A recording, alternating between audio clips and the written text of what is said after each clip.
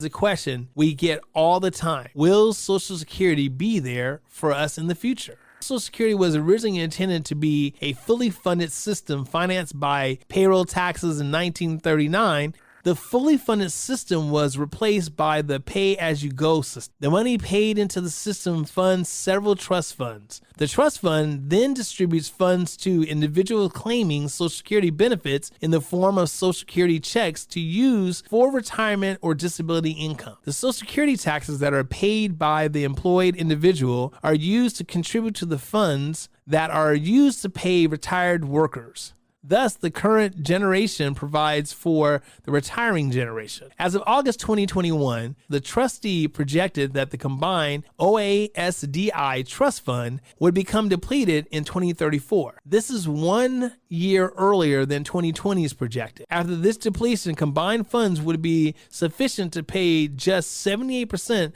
of the program costs. But what they projected here is not that Social Security is going away. Instead, what they're projecting is that at this point, less than 15 years from now, Social Security collections will only be sufficient to pay for 78% of the program costs. However, that doesn't necessarily mean that the benefits must be reduced. Our federal government may take a different approach and pull money from other tax revenues, for example. But based on their projections, Social Security tax revenues won't be enough by themselves to fund a full benefits in 2034 unless something is done.